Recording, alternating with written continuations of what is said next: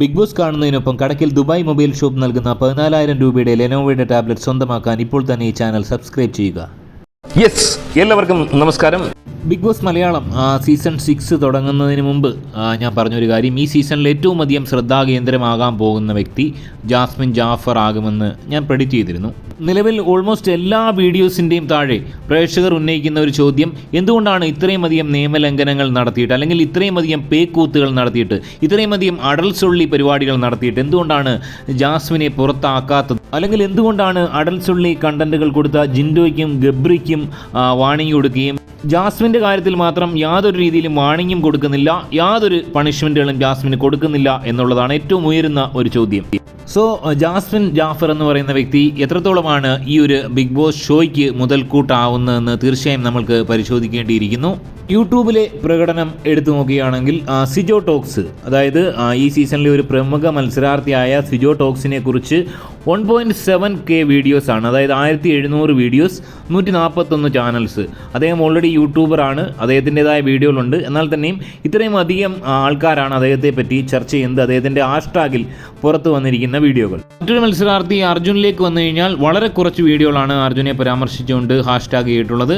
ജിൻഡോയിലേക്ക് വരികയാണെങ്കിൽ 1.6K videos, Gabri 455, വളരെ കുറവാണ്, 455 വീഡിയോസാണ് ഗബ്രിയലിൻ്റെ വിഷയങ്ങൾ ചർച്ച ചെയ്തുകൊണ്ട് അദ്ദേഹത്തിൻ്റെ ഹാഷ്ടാഗിൽ വന്നിരിക്കുന്ന വീഡിയോകൾ.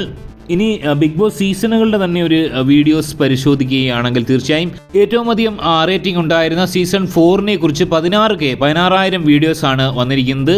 1.7K ചാനലാണ് ചർച്ച ചെയ്തിരിക്കുന്നത്. സീസൺ 5ലേക്ക് വരികയാണെങ്കിൽ കുറച്ച് കുറവാണ്, 15K വീഡിയോസാണ് വന്നിരിക്കുന്നത്. 1.1K ചാനൽസാണ് ടാഗ് ചെയ്തിരിക്കുന്നത്.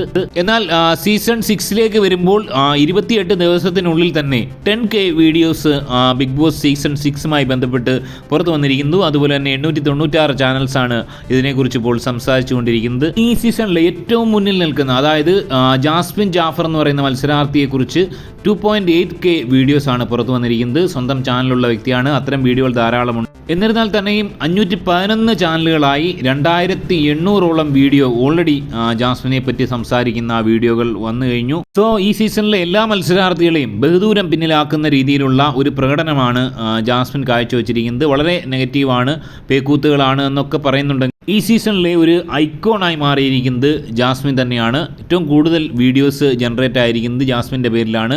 ഏറ്റവും കൂടുതൽ വ്യൂസ് കിട്ടുന്നത്, അതായത് ജാസ്മിൻ്റെ ഹാഷ്ടാഗിൽ പുറത്തു വരുന്ന ഏതാണ്ട് 90% വീഡിയോസിനും ലക്ഷക്കണക്കിന് വ്യൂസ് കിട്ടുന്ന ഒരവസ്ഥയാണ്. സോ അങ്ങനെ നോക്കുമ്പോൾ സഹ മത്സരാർത്ഥികളെ ഒന്നടങ്കം വളരെ ബഹുദൂരം പിന്നിലാക്കുന്ന ഒരു രീതിയിലേക്കാണ് കാര്യങ്ങൾ പോയിരിക്കുന്നത്.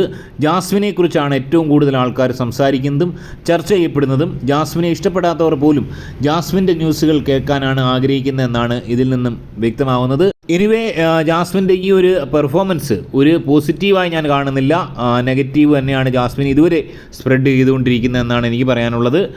ഒരു കാര്യത്തിലും ജാസ്മിനെ നമുക്ക് എടുത്തു കാണിക്കത്തക്ക രീതിയിലുള്ള ഒരു മികവ് ജാസ്മിൻ പുലർത്തിയിട്ടില്ല. പക്ഷേ ജാസ്മിനെ ധാരാളം ആൾക്കാർ ഉറ്റുനോക്കുന്നു, ജാസ്മിനെ പറ്റി ചർച്ച ചെയ്യുന്നു. എനിവേ, ഈ വിഷയത്തിൽ നിങ്ങളുടെ അഭിപ്രായം എന്താണെന്നുള്ള കാര്യം കമൻറ്റായി രേഖപ്പെടുത്തുക. ചാനൽ ഒന്ന് സബ്സ്ക്രൈബ് ചെയ്യുക. മറ്റൊരു വീഡിയോ ആയിട്ട് കാണാം. ബൈ.